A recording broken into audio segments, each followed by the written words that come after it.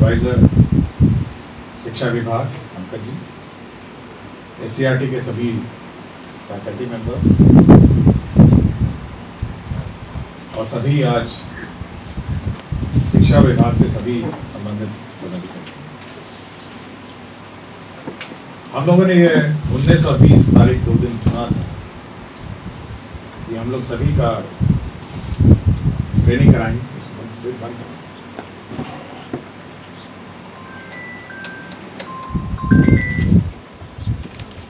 हम लोगों ने ये कार्यक्रम इसीलिए चुना था 19 और 20, 23 तारीख से हम लोगों का जो पोस्ट समर वेकेशन है वो शुरू होना है और जो अब तैयारियां उसके परिप्रेक्ष्य में की जानी है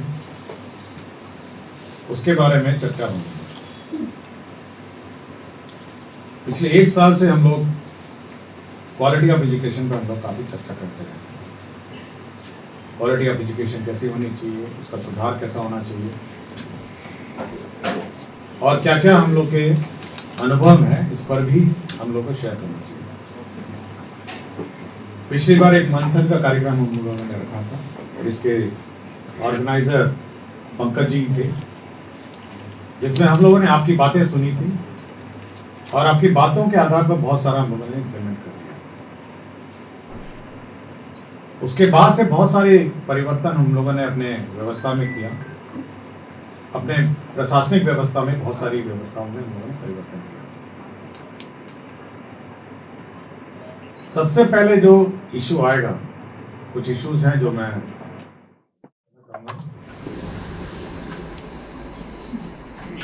सबसे पहला इशू आएगा कि अब नए बच्चे समर वेकेशन के बाद आए हैं।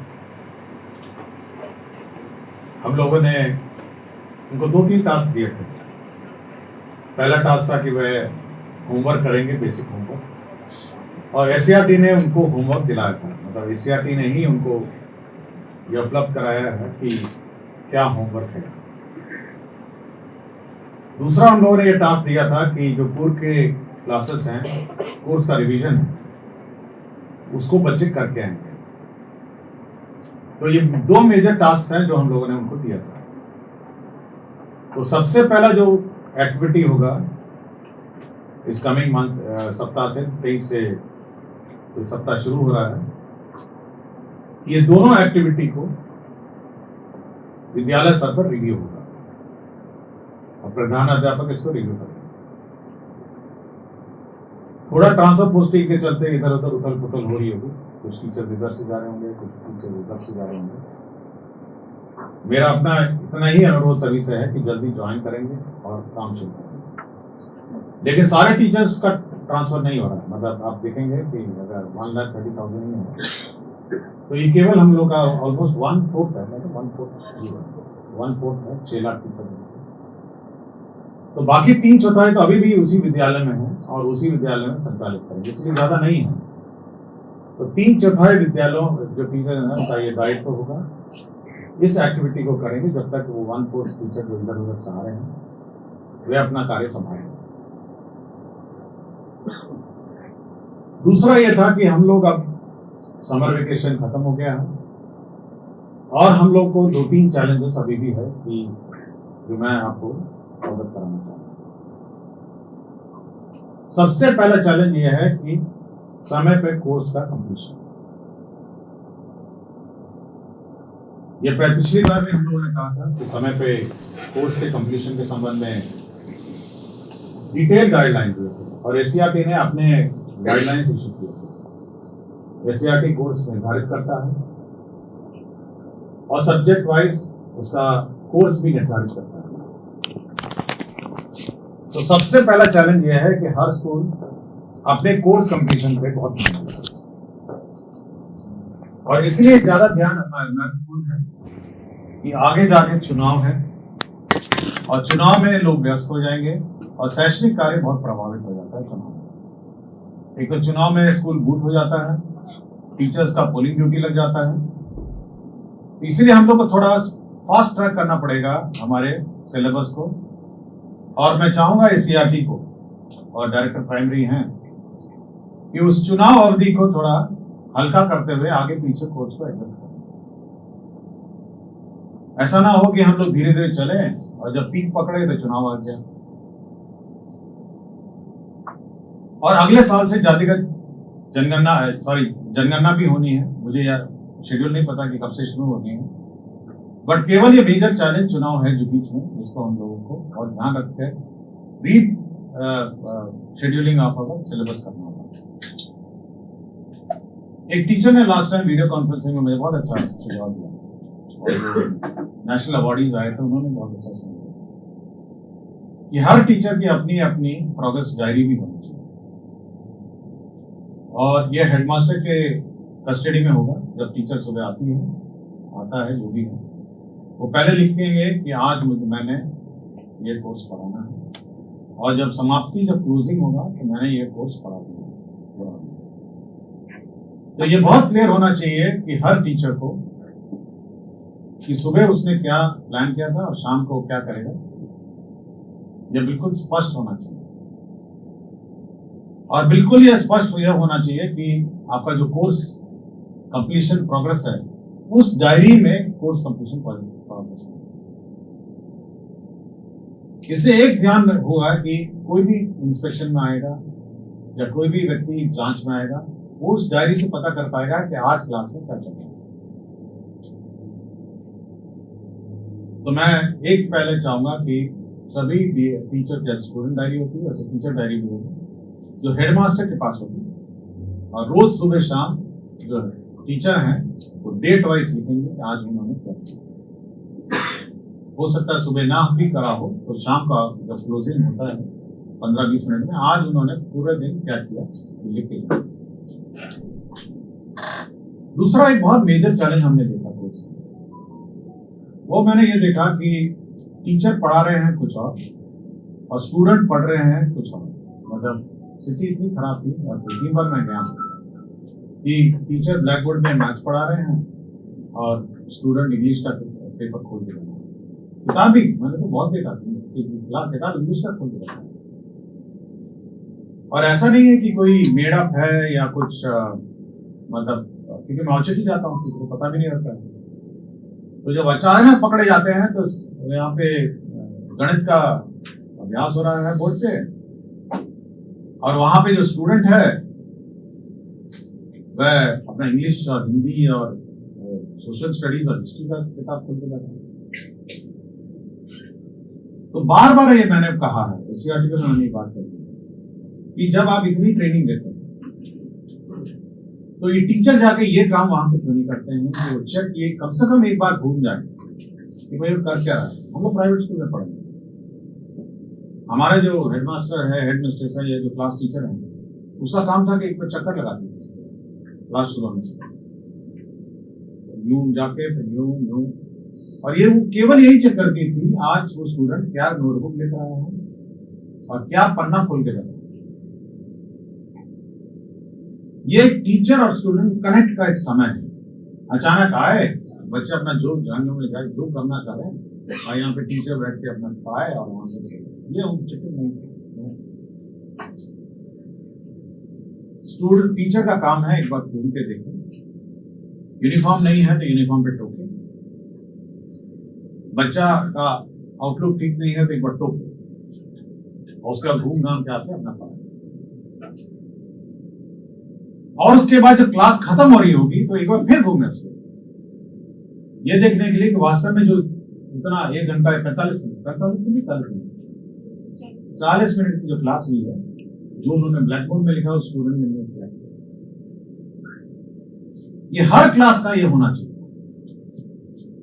लेकिन एससीईआरटी का जो ट्रेनिंग प्रोसीजर है, मैंने बार बार कहा इस पर, मैं पिछले 6 महीने 7 महीने से बोलता हूं कि आप एक मॉक क्लास बनाइए। अब जैसे मॉक क्लास बैठे हैं, मॉक क्लास हुआ, सब अपने टीचर्स बैठे हैं और एक एक टीचर को यहाँ पे पढ़वाइए कि कैसे पढ़ाना। मैं चाहता हूं कि समय पे कोर्स, पहले तो कोर्स लिखना पड़ेगा ऊपर, आज हम मल्टीप्लिकेशन सीख रहे हैं, डेट लिखना है, फिर चेक करना कि बच्चे लोग डेट लिखे हैं नहीं लिखे, अपने लोग लिखे, उसके बाद उसको पढ़ाना है, फिर बीच बीच में उसको पूछना है, और एक टीचर स्टूडेंट कनेक्ट उसको मेंटेन करना। हमारे सारे टीचर्स बहुत क्वालिफाइड हैं, आप इस पर डाउट मत करिए। वो पुराने नियोजित से सक्षमता वाले हो या कोई हो, मैं उसकी बात नहीं कर रहा हूँ। हम बेसिकली टीआरई 1, टीआरई 2 और टीआरई 3 की बात कर रहे हैं। ये लोग बीपीएससी का परीक्षा लेके आए हैं, कुछ लोग यूपीएससी में बैठे हुए थे, कुछ लोग बीपीएससी का परीक्षा लिख रहे थे और विभिन्न कॉम्पिटेटिव एग्जाम लिख के आए हैं। कुछ में असफल हुए हैं, कुछ में सफल हुए हैं, बट ये बहुत क्वालिफाइड लॉट है। इसको सब्जेक्ट पढ़ाने की कोई जरूरत नहीं है कि आप बैठ के उसको मैथ्स पढ़ा रहे हैं या फिजिक्स पढ़ा रहे हैं। आप उसको ये पढ़ाइए, हो सकता है उसको ये नहीं पता कि कैसे पढ़ाना है, आप उसको ये पढ़ाइए कि वो कैसे क्लास में इंटरेक्ट करते हैं। मैंने एक बार बाराचट्टी गया था, बाराचट्टी बिल्कुल पलामू बॉर्डर पे जंगल के अंदर स्कूल था। वहां 3 यंग मतलब वो टीचर्स और एफएलएन किट निकाल के वो पढ़ा रही थी। ट्रायंगल था, स्क्वायर था, नंबर था, कुछ कर रही थी और बच्चे सब बैठे हुए थे, सबसे सिखा रहे थे।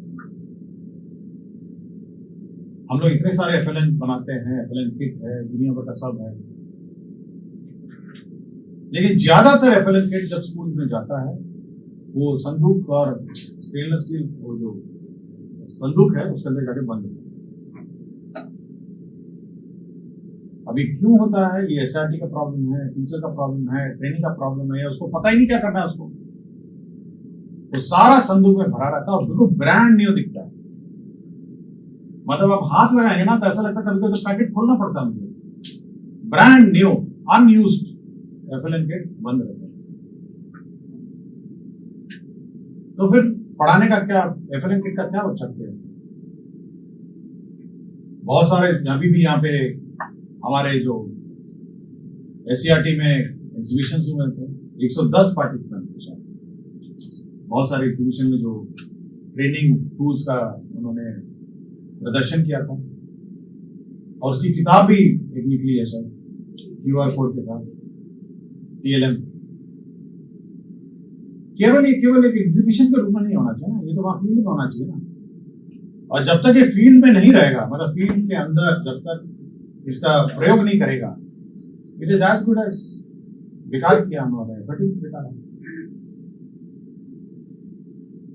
और जानबूझ के मैंने पिछली बार कहा कि जितने भी एससीईआरटी के टीचर्स हैं इनके साथ 5 स्कूल अटैच होंगे और ये लोग जाके देखेंगे जो ट्रेनिंग हो रहा है वास्तव में, वो जो वहां पे टीचर है वो वास्तव में जो इन्होंने क्लास में पढ़ा है वो एक्चुअली कर रहा है या नहीं कर रहा। और फिर उसके बाद करेक्शन होगा, तो मैंने ऐसे नहीं पढ़ाना था, वैसे पढ़ाना था। तो ये बहुत सीरियस डाउट्स हैं इस पर। या तो ट्रेनिंग का कोई इशू है या some connect between the department, SCERT और टीचर। वास्तविक में वहां जाके जो हम कहते हैं वो कुछ हेडमास्टर लोग इंडिविजुअली बहुत ही इनोवेटिव है। मैं ये याद है आरा में मैं गया था, आरा के उसने पूरा का पूरा कोर्स वहां पे दीवार पे पेंट कर दिया, मतलब सिलेबस। और वो लोग सब हेडमास्टर स्टाफ रूम में आकर चेक करते हैं, कोर्स कर देते हैं। तो कुछ इनोवेशन हेडमास्टर स्तर पर है, लेकिन इतनी ज्यादा स्कूल है, 77,000 स्कूल है, हम लोग ऐसा स्टैंडर्डाइजेशन नहीं कर सकते हैं कि सब जगह जाके हम इसको चेक करते हैं। तो मेन फोकस जो हमारा है कि वो है क्वालिटी ऑफ एजुकेशन, ट्रेनिंग में थोड़ा भी। हम लोगों ने एग्जाम का सिस्टम रखा था कि भाई आप इवैल्यूएट करिए बच्चों का, ये टेस्ट के माध्यम से, ये टेस्ट के माध्यम से हम लोग नहीं गाइडलाइन इशू करना चाहते। हम लोग नहीं चाह रहे थे कि कब टेस्ट हो कब, तो खुद अपने आप हेडमास्टर और टीचर के बीच की बात है। हम लोग क्यों इशू करें कि मंडे टेस्ट हो, वीकली टेस्ट हो, क्वार्टरली टेस्ट हो। ये तो हेडमास्टर और टीचर को बैठ के देखना कि हर मंडे आपको टेस्ट लेना नहीं लेना। आप हर 3 दिन में भी ले लीजिए, क्या फर्क पड़ता है? आप हर 10 दिन में ले लीजिए, क्या फर्क पड़ता है?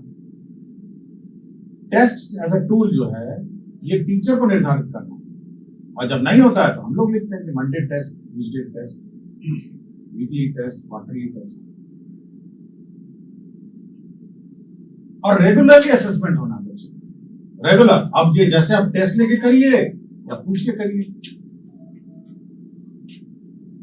पेरेंट टीचर मीटिंग बड़ा इंपॉर्टेंट अंग था इसका।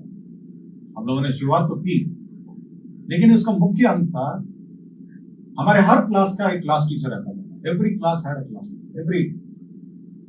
और उसका काम था कि क्लास टीचर बैठेगी, पेरेंट आएगा, बच्चे को बुलाया जाएगा और उसका पूरा बायोडाटा उसको बताएगा कि आपका लड़का है, लड़की है, यूनिफॉर्म में नहीं आता है, आपका लड़का लड़की मैथ्स में कमजोर है, आपका लड़का लड़की इस सब्जेक्ट में कमजोर है।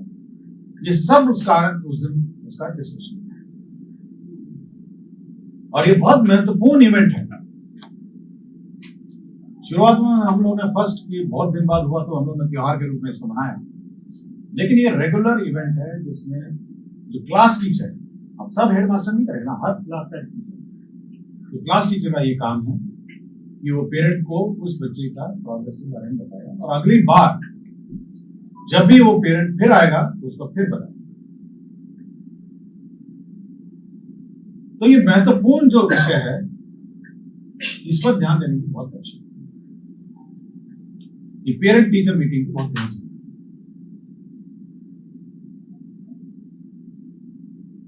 हमारे बाकी जो एक्टिविटीज हैं, फिजिकल एक्टिविटीज हैं, म्यूजिक है, डांस है, इसके लिए हम लोगों ने कंपल्सरी सैटरडे निर्धारित किया और सुरक्षित शनिवार हम लोगों ने निर्धारित किया है जब सारे एक्टिविटीज होंगे और इसकी भी मॉनिटरिंग।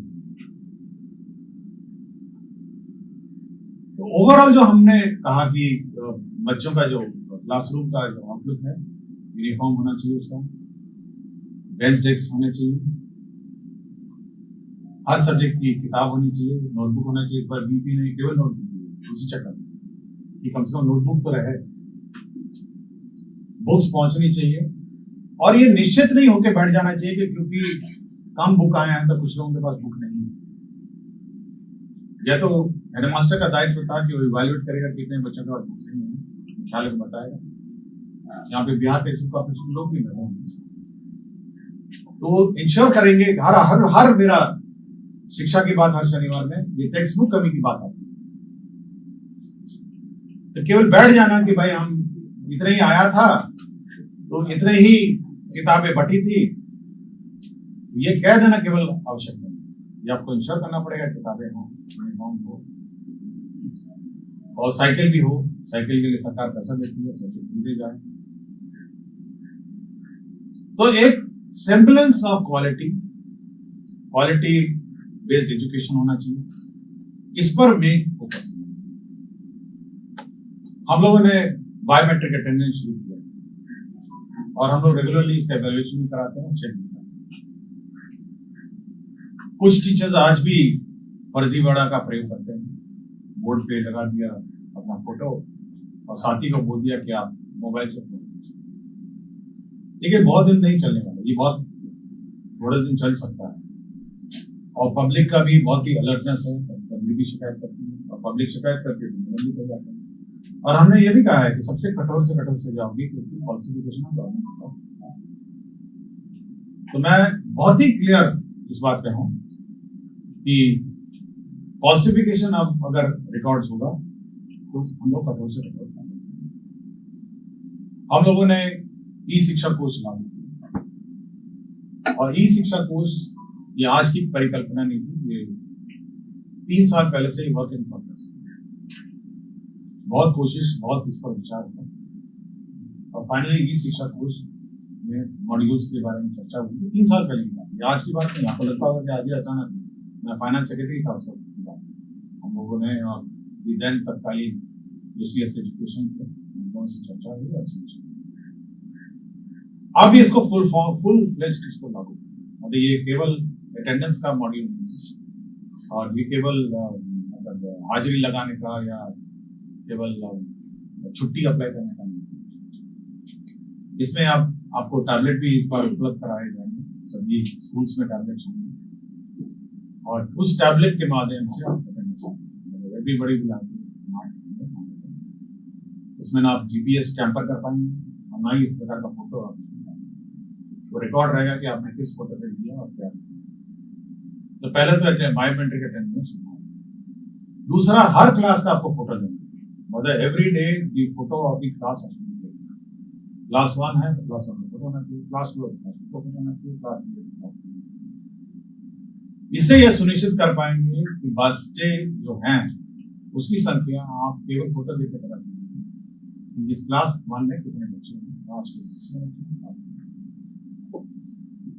तो क्लास में बच्चों की अटेंडेंस की भी समस्या खत्म।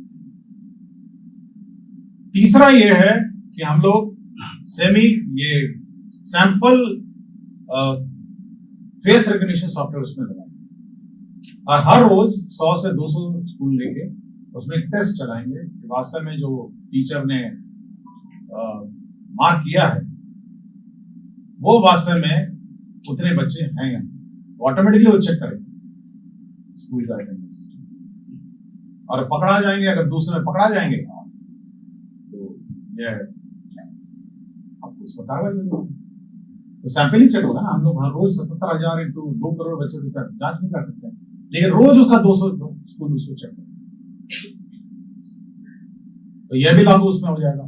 तो आपका बच्चों का अटेंडेंस, बच्चों का फर्जीवाड़ा और बच्चों का जो बाकी अटेंडेंस सब। तीसरा यह है कि अब उसका लिंक है मिड डे मील।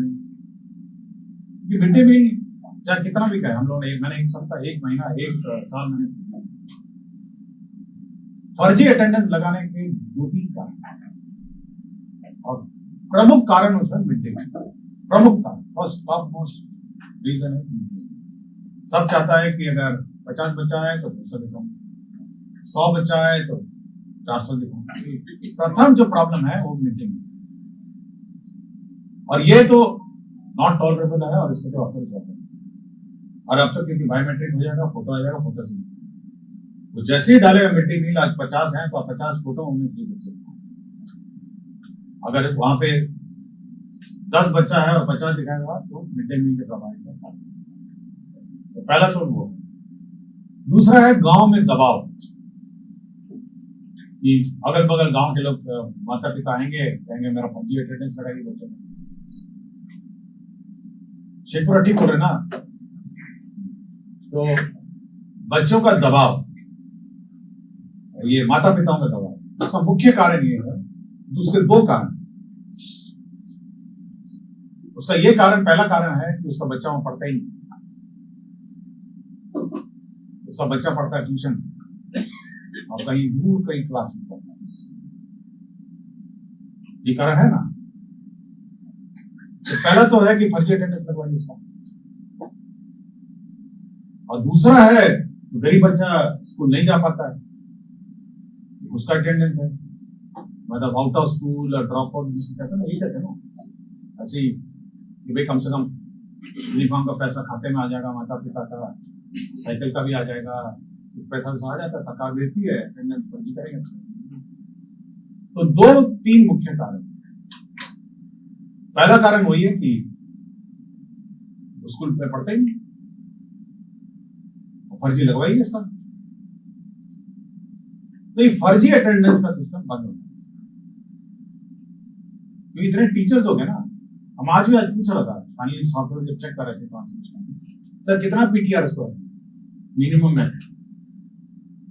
तो मैंने कहा भाई पीटीआर अब 20 और 40 के बीच में रखिएगा, नहीं होगा ना। लेकिन अगर 20 में अगर पीटीआर में मैं फिट करता हूँ तो पता चला जब क्लास जाऊंगा ना तो 5 बच्चे में टीचर, 40 में मान लिया 20 होगा, लेकिन अगर 20 रखूंगा तो 5 बच्चे पे एक टीचर नजर आ रहा है।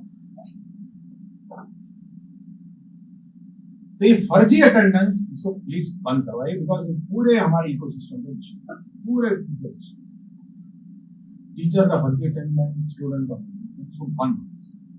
अगर कोई माता पिता चाहता है कि भाई वो प्राइवेट में पढ़े तो पढ़े ना, नाम काटिए, यहाँ से काटिए, अपना घर जाइए, अपना ले जाइए, लेकिन किसी स्कूल में भर्ती करा दें। ऐसा नहीं कि काट के घर बिठा दी, भी अलाउड नहीं, अंडर दी आती है, वो भी कानूनन जुर्म है। लेकिन अगर आप उसको मतलब फर्जी अटेंडेंस लगाएंगे तो आपको यही नहीं पता कि बच्चा है कहाँ पे, वो स्कूल में है, ट्यूशन में है, कहाँ है। ठीक उड़ना शेखर दियो।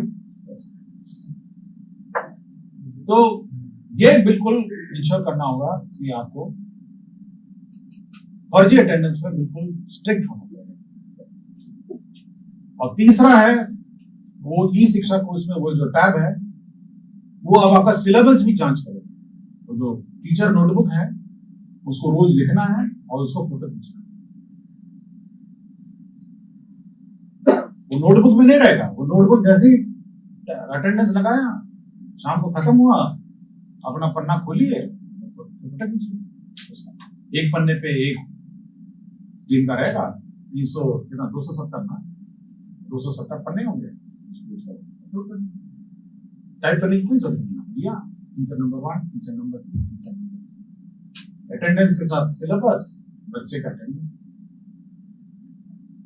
क्लियर हो ना आपको सबको? अटेंडेंस भी हो गया, सिलेबस भी हो गया। कोई भी डीओ अपने वेबसाइट से देख सकता है कि इस स्कूल का सिलेबस किधर चल रहा है, और इंस्पेक्शन में जाइए, सैंपल मिलान करिए कि भाई आप तो लिखे थे कि मल्टीप्लिकेशन करा रहे थे, बच्चा तो मल्टीप्लिकेशन नहीं कर रहा है। देखिए चौकीदारी नहीं कर सकते आप स्कूल का, मतलब रोज गए, रोज चढ़ गए, रोज मतलब मोटरसाइकिल लेके गाड़ी लेकर दौड़ रहे हैं। थोड़ा इंटेलिजेंट इंस्पेक्शन और इंटेलिजेंट, जरूरी नहीं कि रोज चला जाए स्कूल। क्या माता जी बोलो ना, डूइंग इट लाइक दिस कि भाई रोज सुबह पहुंच के आ रहे, आपको लगे रोज सुबह, आपको कुछ नहीं करना है। आपको ई शिक्षा कोर्स खोलिए, फलाना स्कूल का कोर्स आउटलाइन देखिए, और एससीईआरटी में देख सकता है, एससीईआरटी में फैकल्टी लगाइए, तो भाई सर इस स्कूल का जो सिलेबस है ऑन डॉट चल रहा है। हम लोग ज्यादा डेटा एंट्री जानबूझ के नहीं करें, नहीं तो मैं कहता हूँ उसको एंट्री करिए, ये सिलेबस हुआ वो बात का वो नेक्स्ट स्टेज है। एक बार पहला स्टेज तो ये कि कल फोटो भेजिए, फिर अगला स्टेज होगा कि वो एंट्री भी करना पड़ेगा। जब आवश्यक कंप्यूटर सेटअप हो जाएंगे स्कूल में, तो सिलेबस हो गया और बच्चे का नोटबुक फील्ड विजिट करना। और क्योंकि आप सारा फोटो ले चुके हैं, बच्चों का फोटो ले चुके हैं, तो यूनिफॉर्म जांच होगी। आपने साइकिल का फोटो ले लिया तो साइकिल की जांच होगी। आपने सिलेबस का डायरी का नोटबुक ले लिया, डायरी की जांच होगी। आपके बच्चों का अटेंडेंस हो गया, सब कुछ हो ही गया। आप केवल इंस्पेक्शन, क्वालिटी इंस्पेक्शन, आप ई शिक्षा कोर्स का डेटा, आपके पास भी टैब होगा, same tab will be given to BO और बीआरसी, ये सब है ना सर। तो उसको कुछ नहीं करना, उसको लेके जाना है, आप मिलान बस करना है। तो भाई आपके जो टैब है इसमें ये कहता है, बच्चा तो कुछ और करता है। आपके टैब में तो दिख रहा है कि 40 बच्चे हैं, बच्चे भी आपको 5 हैं, कहां से आगे बच्चे थे? और जिसका फोटो भेजा होता ही नहीं यहाँ पे। तो जैसे ही आप इंटेलिजेंस इंस्पेक्शन करेंगे तो आप सोच सकते हैं कि क्या होगा। Automatically everybody will follow into the procedures. और कोई भी देख सकता है, प्राइमरी में से देख सकते हैं कि वास्तव में कोर्स चल रहा है नहीं चल रहा।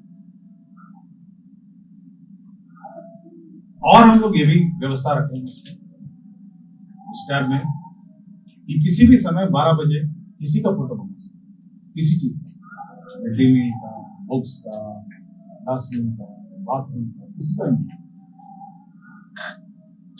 At any point in time हम क्लास डिस्टर्ब नहीं करेंगे, और जैसे ही क्लास खत्म होगा हम लोग कि आज इस चीज का इतने बजे आपको फोटो मिलेगा। तो हम लोग एक बहुत remote way of system of inspection होंगे। तो ये व्यवस्था है इंस्पेक्शन में, आपका क्वालिटी एजुकेशन में। और लास्ट में एक चीज जरूर है, मैं जो भी टीचर से ट्रैक करता हूँ, बहुत वहां पे जो डीओस भी नहीं होते, सबको शिक्षा कार्यालय से पहुंच चुका है स्थानीय शिक्षा। और 2 बेसिक शिकायत हैं। पहले तो है टीचर को इज्जत नहीं, बहुत सारे रे बे करके बात करते हैं। ये बड़ा मतलब ये बहुत ही खराब, मतलब आप सोच सकते हैं कि वो 40-50 बच्चों के सामने और आपके कार्यालय में आता है तो आपका जो क्लर्क है उसको रे भी करना, ये बहुत ही ये बिल्कुल मतलब वो रोल मॉडल है अपने स्कूल में। सोचिए कितना मायूस होता होगा जब जाता हूँ, सुनाता होगा 10 को सबको, बड़ा बड़ा बात करते हैं, उसके लिए चेयर रखिए, आएगा चेयर रखिए, बैठेगा, और अपनी समस्या जिसको सुनाना सुनाएगा, ये बेसिक इज्जत उसको देनी पड़ेगी ना। हम कार्यालय बुलाते कैसे मिलते हैं, रे भी करके मिलते हैं, हम सबको बोलते हैं मैडम आपकी बहुत कुछ मिल रही है, तो कुर्सी ऑफर करता हूँ कि जहां कुर्सी मिले बैठ गई। तो एक बेसिक कर्टेसी होनी चाहिए। और दूसरा है दान दक्षिणा वाला। दान दक्षिणा तो बहुत डेंजरस है, दक्षिणा दीजिएगा तो भाई पटअप होगा, दक्षिणा नहीं दीजिएगा तो काफी दीजिएगा। तो ये धीरे धीरे आपका ई शिक्षक होती है। अभी तो छुट्टियां घुस गई हैं, फिर वेतन भी इसमें ही चला जाएगा। तो जितना धीरे धीरे धीरे धीरे सारा ई शिक्षक होती है, salary module, leave module, approval module, attendance module, mid day module. अब आप देखेंगे ई शिक्षक को उसका जो ओरिजिनल सैंक्शन है ना, ह्यूज है, सॉफ्टवेयर है उसके धीरे धीरे ये सब आज ई शिक्षा को उसको भी है ना मॉड्यूल है। लेकिन मैं जस्ट आपको आउटर आपको बताना चाहता हूं कि उसका क्या लास्ट है कि इंफ्रास्ट्रक्चर। हम लोग इस बार मोटा मोटी 15,000 करोड़ का हम सैंक्शन, और 3 चीजों पे हम लोग इस बार ध्यान। पहले तो है नंबर 1 एडिशनल क्लासरूम्स, दूसरा है electrification of complete electrification of school buildings, तीसरा है टॉयलेट्स एंड पीएचईडीज पंप और मोटर्स, और चौथा है आपका लॉन्ड्री होम, और पांचवा है आपका प्लेग्राउंड। 5 कंपोनेंट, और 5 कंपोनेंट हम लोग पूरे राज्य में एक साथ सैंक्शन। एजेंसीज अलग है, पीएचडी का हो सकता है, पीएचडी करेगा, प्लेग्राउंड करेगा मनरेगा, और कुछ इस पार्ट में हम लोग पंचायती राज व्यवस्था को देंगे कि आप बाउंड्री वाल टाइप बनाएंगे जहाँ पे इंक्रोचमेंट के मामले में पब्लिक, और एडिशनल क्लासरूम राज्य स्तर से। तो ये हम लोग इस सप्ताह स्टार्टिंग 20 तक हम लोग ये भी सैंक्शन ऑल दी, और एक काम मोटा मोटी आपका 10-15 दिन में काम शुरू होगा। जो काम पंचायत को है वो डिपार्टमेंटली अपना काम शुरू कर देंगे, तो तुरंत 10-15 दिन में काम भी लगा। लेकिन मेरा इतना ही अनुरोध है कि जब आप लिस्ट जो जाएगी वो आपसे वेट होगी, मतलब यू विल फाइनली डिसाइड कि स्कूल में मॉडल बनना है, इस स्कूल में एसीआर बनना है, इस स्कूल में टॉयलेट बनना है, इस स्कूल में फलाना है, ये आपका काम। हम लोग ग्रॉस नंबर्स भेजेंगे कि इतने क्लासरूम हम लोगों ने इस ब्लॉक में सैंक्शन किए, इतने क्लासरूम इस ब्लॉक में, इतने मीटर हम लोगों ने बाउंड्री किया, ग्रॉस नंबर जाएंगे ब्लॉक में। आपका काम है कि किस स्कूल में बनना है ये आप चिन्हित करेंगे, वो भी ई शिक्षा कोष, और उसके बाद आपका काम खत्म। That's all. You will identify कि स्कूल में इसे बनना है, इस स्कूल में इतना बाउंड्री वॉल बनना है, इस स्कूल में इतने टॉयलेट बनने हैं, इतने लिफ्ट। और मैं आपको इसमें इन्वॉल्व नहीं करूंगा, केवल फर्स्ट टाइम आप इसको इंगित करेंगे कि किस किस स्कूल में क्या करना है, क्योंकि ई शिक्षा को उसमें एक तरफ रिक्वायरमेंट है और आप उसमें डाल रहे होंगे कि ये काम करें, तो हम कंपेयर कर सकते हैं कि रिक्वायरमेंट करना।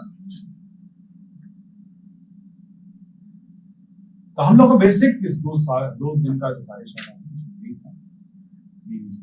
क्वालिटी ऑफ एजुकेशन की बात करें, अटेंडेंस तो पुराना है, वो सब कौन केस, मतलब वो तो बात पुरानी।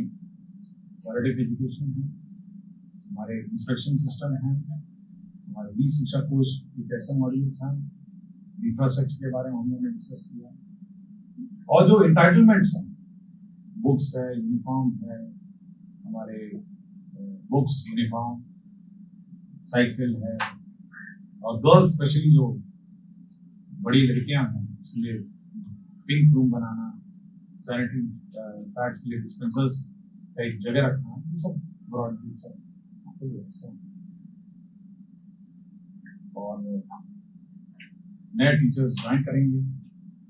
कल डायरेक्टर प्राइमरी ने मुझे कहा कि समारोह रखना है जहाँ पर बच्चों को वापस बुलाना है, वापस आएंगे, एक समारोह के रूप में मनाना है, और उसी में होमवर्क डिस्कस करना है, मॉडल सिखाने हैं, होमवर्क जो किया है उसका प्रदर्शन करना है, और एक सप्ताह ही चलेगा। और इसी बीच टीचर आप ऊपर नीचे करके जा रहे हैं हाउस में, तो एक समारोह के रूप में इसको मनाना है। और नेक्स्ट वीक से, इस वीक को छोड़कर नेक्स्ट वीक से सीरियस कोर्स स्टडी होगा, और एसीआरटी फिर रीडिजाइन करेंगे।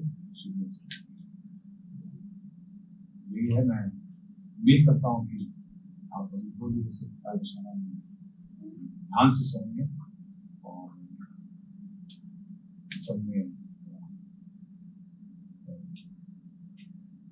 फील्ड लेवल पे जो फीडबैक है, मेरा फीडबैक सिस्टम बहुत स्ट्रॉन्ग है, बहुत दुनिया भर से आता है।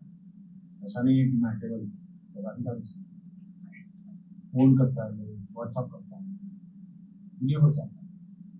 इसलिए मैं अगर जाता भी नहीं हूँ फिर भी मेरा फीडबैक सिस्टम बहुत स्ट्रॉन्ग है, और सभी टीचर्स मेरे से ऑलमोस्ट डायरेक्ट मिलते हैं, कोई रिजेक्ट नहीं करता है, कोई टीचर सीधा और मैं किसको डांटता भी नहीं हूँ और सीधा मिल सकता है। इसलिए फीडबैक सिस्टम बहुत स्ट्रॉन्ग है, और ब्रॉडली क्या फील्ड में चल रहा है पूरी जानकारी। धन्यवाद।